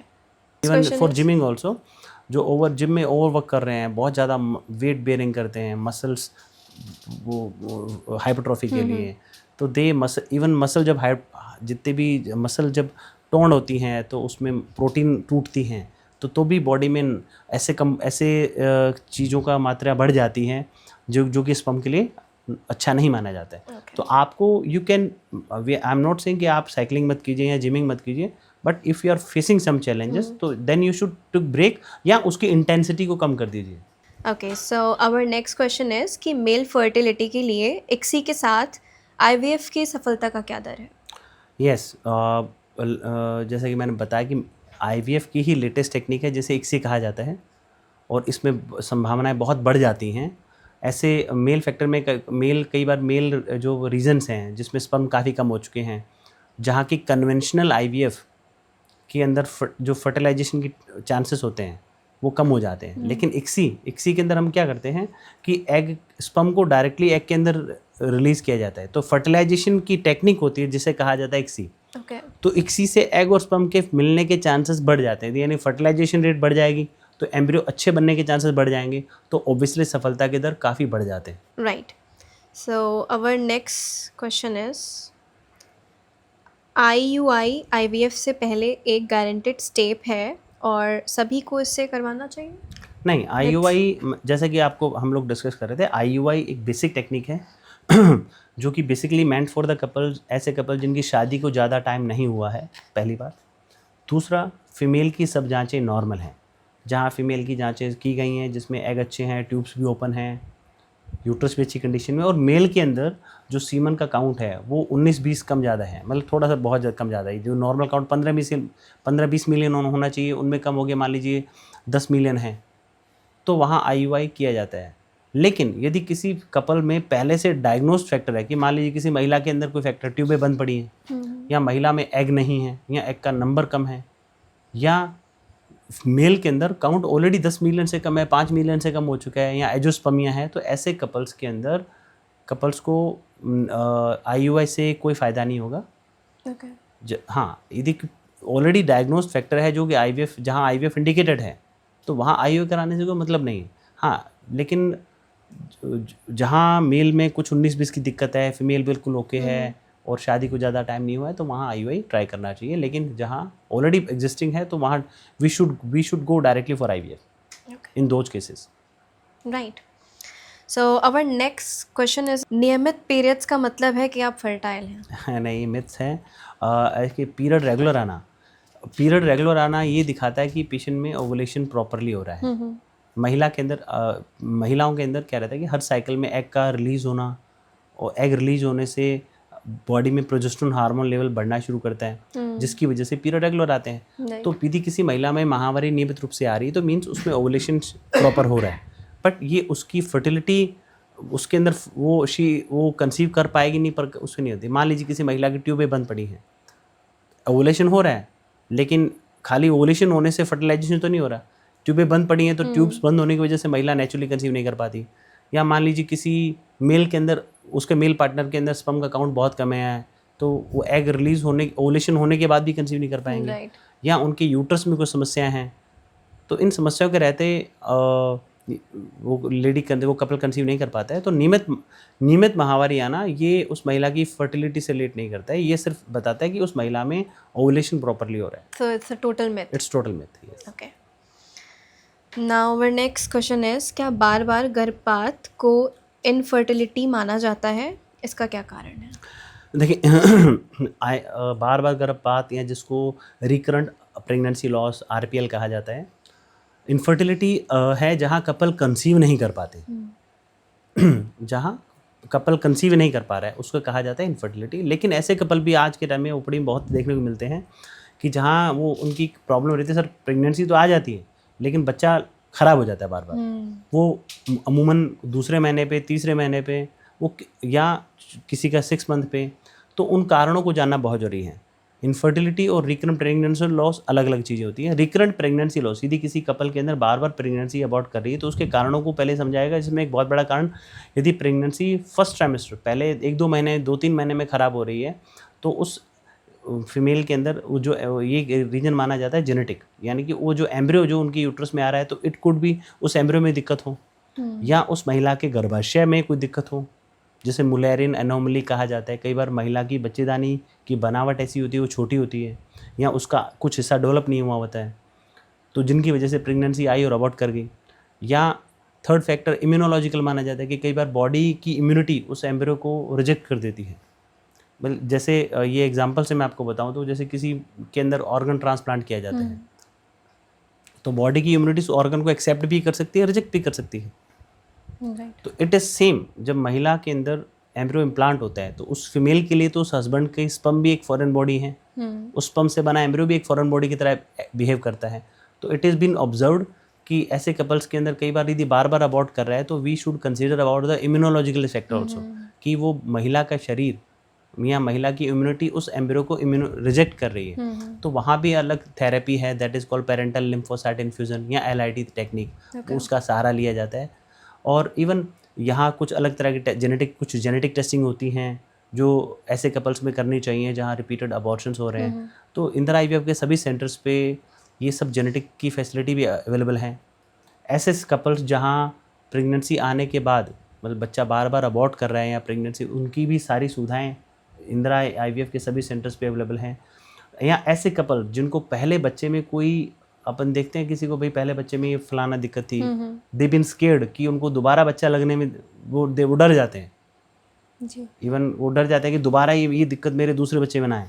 तो पहले तो ऐसा कोई मेथड नहीं था जिससे पता कर सकते हैं, लेकिन now with the help of this techniques and all we can detect कि आपके जो नेक्स्ट संतान होगी उसमें किसी तरह की दिक्कत है कि नहीं। एम्ब्रियो को बनाने के बाद उसका जेनेटिक टेस्टिंग कर लेते हैं और उस पर्टिकुलर प्रॉब्लम को रूल आउट कर देते हैं। यानी कि उन्हीं हेल्दी एम्ब्रियो को महिला के गर्भाशय में इम्प्लांट किया जाता है कि जो जेनेटिकली ओके हैं, और उस महिला के यूट्रस को ठीक किया जाता है, इम्यूनोलॉजिकल फैक्टर को कवर किया जाता है। तो मोस्टली पेशेंट्स जो बार बार अबॉर्ट करते हैं उनको सही तरह से हैंडल किया जाए तो वो भी आज बड़े ईजिली कंसीव कर रहे हैं, उनकी प्रेगनेंसी भी आगे बढ़ रही है। बस कई बात वही है कि मेन उनको कोई गाइड करने वाला प्रॉपरली नहीं होता, क्योंकि ये जो जिन चीज़ों का मैं नाम ले रहा हूँ ये हर जगह अवेलेबल नहीं होती हैं। एक रूटीन गायनेकोलॉजिस्ट के पास में जो कि they may be good in delivery and all, but sometimes because of that setup is required to do this proper work, वो छोटी जगह पे या उन डॉक्टर्स के पास नहीं हो पाता। तो they should reach to the centre where जहाँ ये सारी फैसिलिटीज़ अवेलेबल हैं, और वो वहाँ उस डॉक्टर से जाके कंसल्ट करेंगे तो दे कैन ईजिली, उनको पता भी लगेगा कि रीज़न क्या है, क्योंकि क्या करने वाले हैं और रीज़न को पहले हमें जानना जरूरी है कि वजह क्यों हो रहा है। एक सिंगल मैन को अपने स्पर्म को फ्रीज करने पर विचार कब करना चाहिए? जी अच्छा क्वेश्चन है। ये that is called fertility preservation, it's a part of fertility preservation. वो भले महिला हो या पुरुष हो, आज के टाइम में आप देख रहे हैं कि ऑन्कोलॉजिकल समस्याएं हैं। आजकल देख रहे हैं कि जो कैंसर के मरीज़ बहुत बढ़ गए हैं। अभी यंग एज के अंदर भी कई बार बच्चों के अंदर या एडोलसेंस एज में या यंग एज के अंदर बहुत से कपल को पता लग रहा है कि अभी recently I get to know कि कुछ दिन 2 दिन पहले ही एक मेल था जिसमें he been diagnosed with like cancer, तो इवन टेस्टिकुलर कैंसर, तो जिसमें कि उनको पता था कि शायद हो सकता है उस पार्ट को निकालना पड़ जाए। तो लेकिन डॉक्टर जो ऑन्कोलॉजिस्ट है दे गाइडेड हिम प्रॉपरली कि वहाँ जाइए, वहाँ जाके आप अपना सीमन फ्रीज कर लीजिए, सो दैट कि फ्यूचर में भी आपको जब शादी होगी तो आपको बच्चे होने में दिक्कत नहीं आएगी। लाइक फॉर फीमेल ऑल्सो, एक फीमेल है जिसमें किसी तरह की समस्या है, ऑन्कोलॉजिकल समस्या है, या जो वैसे भी मान लीजिए बहुत से मेल हैं जो अपनी फर्टिलिटी को फ्रीज रखना चाह रहे हैं या फीमेल अपनी फर्टिलिटी को फ्रीज रखना चाह रही है, तो they can their freeze their egg and sperms. ये सब फैसिलिटी भी इंदिरा IVF के सभी सेंटर्स पे अवेलेबल है। तो अवर नेक्स्ट क्वेश्चन इज, एक IVF साइकिल की लागत कितनी है? देखिए IVF के अंदर बहुत सी चीज़ें होती हैं। IVF के अंदर सबसे बड़ी चीज़ होती है IVF खाली एम्ब्रियो बना के लगा देने को IVF नहीं कहते हैं कि एम्ब्रियो बनाया और इम्प्लांट कर दिया। एम्ब्रियो IVF को प्रॉपर वे में किया जाए, सब टेक्निक्स अच्छे से इंक्लूड की जाएँ। IVF के अंदर proper ICSI, close working chamber, ये टेक्निक्स जो यूज़ की जाती हैं, laser hatching, blastocyst, RI witness चीज़ें हैं। तो अमूमन यदि प्रॉपर वे में IVF किया जाता है तो IVF खर्चा 2-2.25 के बीच में आ जाता है। 2 से 2.5 के बीच में खर्चा आ जाता है, including all services. So next question is, मुझे बहुत सारे विज्ञापन मिलते रहते हैं जहां वो 50,000 में IVF ट्रीटमेंट देने का दावा करते हैं, क्या ये सच है? देखिए क्लेम तो आप कोई किसी के लिए भी कर सकता है। क्लेम बोलते हैं कि हम 6 महीने में पैसा डबल हो जाएगा, देखिए ये इनको सबसे बड़ी चीज़ होती है कि किसी भी चीज़ के बारे में एक ह्यूमन लॉजिक है कि हमें जानना चाहिए हम जो पैसा इन्वेस्ट कर रहे हैं, बच्चे के लिए कर रहे हैं, ट्रीटमेंट में लगा रहे हैं, तो उसका सही से यूज़ हो। और क्लेम मतलब यदि प्रॉपरली आईवीएफ किया जाता है तो ये चीज़ें पॉसिबल नहीं हैं। मतलब मैं तो उन कपल को कहूँगा कि बिल्कुल आप यदि सिर्फ 50,000 दे के करवाना चाह रहे हो तो फिर आपको बिल्कुल उन सेंटर को संपर्क करना चाहिए। लेकिन जहाँ आप रिजल्ट्स के लिए बात आती है, जहाँ बात रिजल्ट्स की है, तो आपको जिन बच्चों के लिए आप कर रहे हैं तो उसके लिए आपको प्रॉपर ऐसे सेंटर का चयन करना चाहिए जहाँ सारी सुविधाएं उपलब्ध हैं। तो ऐसी सारी सुविधाएं जिनके बारे में मैंने अभी जिक्र किया है, तो आईवीएफ को प्रॉपर से किया जाएगा तो उसमें अमूमन खर्चा आता है। लेकिन कोई क्लेम करेगा 50,000 में कर देंगे, कैशबैक कर देंगे, तो ये सब चीज़ें इंदर आईवीएफ में नहीं की जाती हैं। So it's like not it's ये कहें कि लोगों को भ्रामक विज्ञापन हैं जो लोगों को मिसगाइड करने के लिए दिए जाते हैं। ओके, तो आप लोगों को उससे मिसगाइड होने की बिल्कुल भी ज़रूरत नहीं है। आपको पहले अपना लॉजिक यूज़ करना चाहिए कि आईवीएफ है क्या और उसका सही तरीका क्या है। लोगों से फीडबैक लेना चाहिए, even go to Google review, किस सेंटर ने जहाँ आईवीएफ ज़्यादा किए हैं, कहाँ एक्सपर्ट डॉक्टर की टीम है, कहाँ टेक्नोलॉजिकली एडवांस सेटअप्स हैं, वहाँ हैं।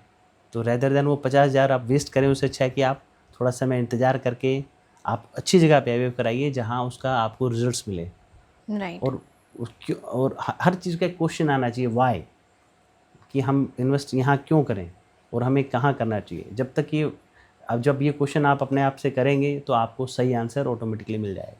So doctor Pawan, I have one more question. जैसा कि आपको पता है हमारे इंडिया में लोग डॉक्टर से पहले बाबा के पास भागते हैं। तो ऐसे ही जब इनफर्टिलिटी हैपन होती है मेल और फीमेल में, तो लोग आईवीएफ से पहले बाबा के पास जाकर लाखों रुपए खर्च करते हैं, लेकिन लास्ट में आईवीएफ पे ही आते हैं। तो इस बारे में आपका क्या कहना है? देखिए जो एक कहावत है जो जनरली अपने कही जाती है कि प्यासा बंदा हर कुएं के पास जाता है ना। तो जिनको बच्चे नहीं हो रहे हैं तो वो अपनी तरह से बस उनको जो ऑप्शन मिलता है, जो उनको एडवाइस करते हैं, they are very pure, they just want to have one baby. It's very कोई बहुत छोटा सा एक प्योर इमोशंस है, they want to have baby, और उनको कोई जैसा गाइड करेगा उनको वैसे करते हैं। अभी आईवीएफ की जो सर्विसेज हैं या ये जो एडवांस टेक्नोलॉजी है, ये इंडिया में अभी ये कहेंगे लास्ट 10-15 साल में बूम की हैं, ठीक है। लेकिन उससे पहले जब ये सुविधाएं नहीं थी, लोगों में अवेयरनेस नहीं थी, तो उनको जो भी रास्ता बताया जाता था लोग उनको वो एक जरिया मान लेते थे। तो उसके पीछे कोई लॉजिक नहीं है, कोई साइंस नहीं है, कोई वह नहीं है, लेकिन फिर भी लोग चलते। तो एक रास्ता बन जाता था लोगों में। इन्हीं को मिथ्स कहा जाता है। तो देखो पैसा तो अलग बात है, पैसे तो लाखों खर्च कर देते हैं, लेकिन सबसे बड़ी चीज़ जो वो ख़राब करते हैं वो है टाइम एंड सेकंड हेल्थ। तो वो जो कपल्स समय रहते इलाज के माध्यम से बच्चे ले सकते थे इन तकनीकों का यूज़ करते हुए, वो टाइम वो इधर उधर के छोटे मोटे इलाजों में ख़राब करते हैं। और वो जो कि और अपनी हेल्थ का भी, अब एक फीमेल है जो कि अब जिसकी ट्यूब्स बंद है मान लीजिए, वो अपने 25, उसकी एज 25 साल है, तो ट्यूबें बंद हैं तो भले 25 की है तो भी आईवीएफ रास्ता है, लेकिन वो किसी ने उसको गाइड किया कि भैया ये कर लो, तो उसमें अपना वो 10 साल 5 साल जितना भी ख़राब करके ultimately she will land up into IVF के माध्यम से बच्चे होंगे। लेकिन वो बीच के 10 साल उसकी ज़िंदगी में, 25 साल की उम्र में वो बच्चे उसको हो सकते थे, वही उसको बाद में 35-40 साल की एज में आगे बच्चे होंगे। तो वो जो प्रोडक्टिव टाइम था, जो टाइम वो अपने बच्चों के साथ बिता सकती थी महिला या वो कपल बिता सकता था, वो उन लोगों ने समय ख़राब किया। एंड बहुत से एग्जांपल है मेरे पास में, आपको मैं बताऊं, जहां मरीज की जान तक बनाई है। अब किसी बाबा जी ने वो भगवती खिलाते हैं, वो खिलाया, and I remember a patient जिसका स्पर्म काउंट थोड़ा सा कम था, बहुत ज़्यादा भी नहीं, कम था, लेकिन उसको किसी ने गाइड किया कि तुम्हारे बच्चे नहीं हो रहे तो तुम्हारा काउंट कम है, ये कुछ चूरन उनको पुड़िया बना के खिलाया और वो खाता रहा। एंड उसमें हैवी मेटल्स थी, कौन चेक, वो दवा खाने से पहले चेक थोड़ी करता है इसमें क्या है, ये कैसे काम करेगी बॉडी पे, बस एक ब्लाइंड ट्रस्ट होता है। वो उस मेल की किडनीज जब लाए, when he came to me, उसकी both kidney were in failures, and somehow हमें जिस पेशेंट को सिंपल इलाज से बच्चे हो सकते थे उसकी जान पे बनाई, और समहाउ वी सर्वाइव्ड देम, उस मरीज़ को वो ठीक हुआ, एंड फाइनली उसको बच्चे भी हुए, आगे जुड़वा बच्चे भी हुए उसको, वो आज भी मिलता है। लेकिन आईएलसी की ये एक एग्जांपल नहीं है, ऐसे हज़ारों एग्जांपल हैं जहाँ की पेशेंट्स को मिसलीड करके उनके साथ इमोशनली फाइनेंशियली प्ले किया जाता है, और उसमें काफ़ी कुछ समय पैसा बर्बाद करने के बाद, अपनी हेल्थ ख़राब करने के बाद वो जब आते हैं तो उनका एक ही आंसर होता है, काश हम लोगों ने, उनका एक ही रिग्रेट जो उनके आंसर मिलता है कि काश हम लोगों ने वो टाइम ख़राब नहीं किया होता। तो बच्चे होने मतलब होना इतना कोई डिफ़िकल्ट टास्क नहीं है। आज एक टाइम था जब आईवीएफ में मतलब बिगनिंग थी जिसमें सर्टिनिटी नहीं थी, लेकिन आज आईवीएफ इतनी एडवांस टेक्नोलॉजी हो चुकी है जहाँ इतनी सर्टिनिटी है अबाउट ट्रीटमेंट के बारे में, जहाँ पता है कि हाँ हो जाएगा। मतलब एज ए क्लिनिशियन हम लोगों को इनिशियल रिपोर्ट्स के बाद पता लग जाएगा इसका हो जाएगा, तो वहाँ हो जाते हैं बच्चे, इतना कोई मुश्किल काम नहीं है। लेकिन वो कपल, सबसे बड़ा टास्क मरीज के लिए इलाज कराना नहीं है, उनका सही ट्रीटमेंट तक पहुँचना है। एक गाँव के आदमी के लिए लखनऊ मेरे तक आने के लिए उसको कई बार उसको 20-20 साल लग जाते हैं। क्यों? क्योंकि उसको ऐसा नहीं कि लखनऊ से दूर है, लेकिन उसको पता ही नहीं रास्ता क्या है, उसको सही गाइड करने में। तो गाइडेंस बहुत ज़रूरी है। एंड येस, आई एडवाइज़ कि आप लोगों को कोई भी ट्रीटमेंट लें, आईवीएफ हो या कोई भी ट्रीटमेंट, उससे पहले आपको सोचना चाहिए कि ये दवा कैसे काम करती है, ये ट्रीटमेंट कैसे काम करेगा, और कोई भी चीज़ अपनी बॉडी पे एक्सपेरिमेंट नहीं करनी चाहिए। It is your body, your health, your time, your money. तो before investing a single penny आपको सोचना चाहिए कि क्या ये मैं सही जगह इन्वेस्ट कर रहा हूँ या नहीं। कुछ क्लिनिक 100% सफलता का दावा करते हैं, क्या ये संभव है? देखिए, आईवीएफ भले बहुत एडवांस हो जाए, लेकिन नो बडी कैन से 100%। या आईवीएफ कभी 100% नहीं हो सकता है। ये एक भ्रामक, ये एक दिशाहीन विज्ञापन होते हैं कि आपका 100% हो जाएगा या आपका पैसा वापस कर देंगे। उस पे ये मतलब लाइक कोई जैसा अपन पढ़ते हैं कि भाई यहाँ आपका पैसा लगाइए, यहाँ 6 मंथ में डबल कर देंगे। It is kind of that examples. मैं आपको 100% श्योरिटी देता हूँ एक ऑनेस्टी की, ट्रांसपेरेंसी की, और डॉक्टर्स के एफर्ट्स की, टीम एफर्ट्स की, और केयर की। इंदिरा आईवीएफ के सभी सेंटर्स पे आपको ये 100% जो सर्विसेज, केयर, ऑनेस्टी, ट्रांसपेरेंसी मिलेगी, and that will ultimately lead to results. लेकिन यदि कोई आपको कह रहा है कि 100% रिजल्ट्स, तो ये मिथ्स हैं। मैं इन चीज़ों में कभी नहीं होता, और I believe in communications. Patients को जो है उसको साफ बताओ, यदि उसकी रिपोर्ट्स कैसी हैं। मैं एडवाइस दूंगा, आप उन डॉक्टर या उन लोगों की राय मत आएँ जो कि वो बोलते हैं जो आप सुनना चाहते हैं। आप यदि सच में रिजल्ट्स चाहते हैं तो आपको अपनी रिपोर्ट्स आने के बाद में डॉक्टर आपको साफ बताएगा कि आपकी रिपोर्ट्स में ये दिक्कत है, इतने चांसेस हैं। तो these are the transparency, this kind of transparency we have an a live data recording. उसमें नथिंग मैनुअल, सब चीज़ें लाइव हैं। यदि कोई इंदिरा आईवीएफ के जितने भी सेंटर्स हैं, they are highly equipped, totally system जो है, रिपोर्ट्स हैं, तो जिसमें कि डेटा की एंट्री भी आप ये माने कि your data is completely safe with us, and जो डेटा है that 100% transparent and live entries are there. तो that much of trust we built over the period of time. तो इसी की वजह से लाखों लोग आज हम पे भरोसा करते हैं।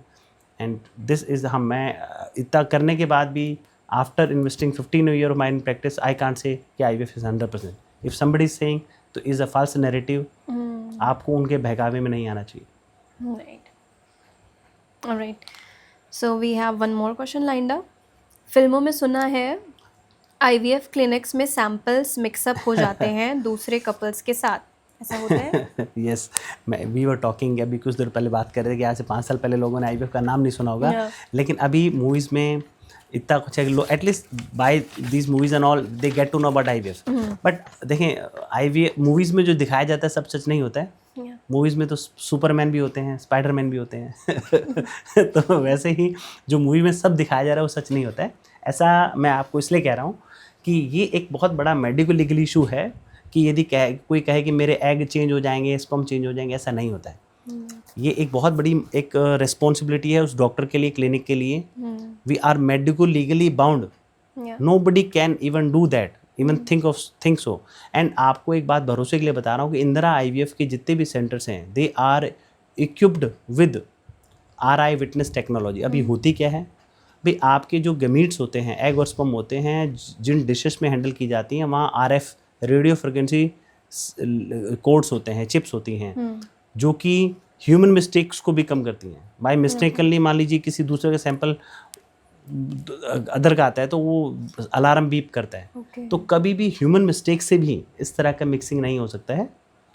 ठीक है, हाँ, जहाँ पे ये टेक्निक नहीं है या छोटे मोटे सेंटर है, मैं उनके बारे में तो बात नहीं करूँगा, लेकिन हाँ, yes, we being Indira, we are 100% I will say sure कि इस तरह की दिक्कतें यहाँ नहीं होती हैं। वी इट्स बिग इश्यूज़, और ये दिक्कतें ह्यूमन मिस्टेक से भी ना आए, तो उसके लिए हमारे सब सेंटर RI विटनेस से इक्विप्ड हैं। और मूवीज़ में तो मैंने बताया कि कुछ भी हैं, तो उसका तो उस रियलिटी कितनी आप सब जानते हैं। तो आप सभी को आंसर मिल गया मूवी वाला। मूवी में सर बोल रहे हैं सब कुछ जो दिखाया जाता है वैसा नहीं होता है। It was very impactful conversation with you. बहुत अच्छा लगा आपसे बात करके, बहुत सारी नई चीज़ें हमने और हमारे दर्शकों ने सीखी। सो जितने भी लोग हमारा चैनल देख रहे हैं, आपको बता दें कि इस पॉडकास्ट की मेरी सबसे फेवरेट बात क्या रही। सर, जो आपने एक बात बोली थी कि every problem has a solution, जितनी भी प्रॉब्लम्स हैं उनका सल्यूशन होता है।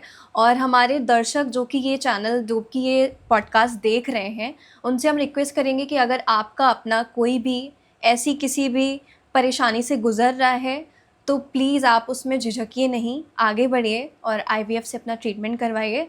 और इस पॉडकास्ट को ख़त्म करने से पहले सर, एक लास्ट मैसेज आप हमारे दर्शकों को क्या देना चाहेंगे? बिल्कुल, सबसे पहले तो मैंने मैक्सिमम पॉइंट्स को कवर करने की कोशिश की है, और मैं मैसेज यही देना चाहूँगा कि इनफर्टिलिटी या निसंतानता कोई लाइलाज बीमारी नहीं है जिसको हम लेके हम लोग परेशान हों।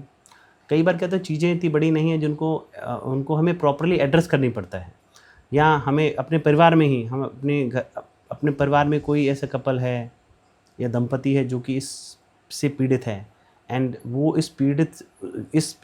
इसकी वजह से उनकी पर्सनल लाइफ एंड ख़राब हो रही है और डिप्रेशन या किसी भी चीज़ जाए, तो ऐसी आपको आगे आना चाहिए और उनकी हेल्प करनी चाहिए। और रही बात निसंतानता का इलाज है कि आपको बस एक कदम उस डॉक्टर की तरफ, उस क्लिनिक की तरफ बढ़ाना है जो कि इस चीज़ में एक्सपर्ट है।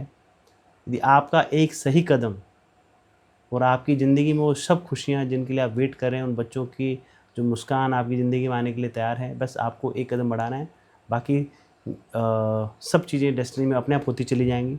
इसी के साथ मैं इस मैसेज को उन दंपतियों तक पहुंचाना चाहता हूं कि हर चीज़ का सॉल्यूशन है, बस हमें इसको लेके इतना घर नहीं कर लेना है, हम किसी तरह डिप्रेशन एंजाइटी में जाने की जरूरत नहीं है। थैंक यू सो मच हमारे expert doctor Pawan Yadav ji for being with us. Thank you.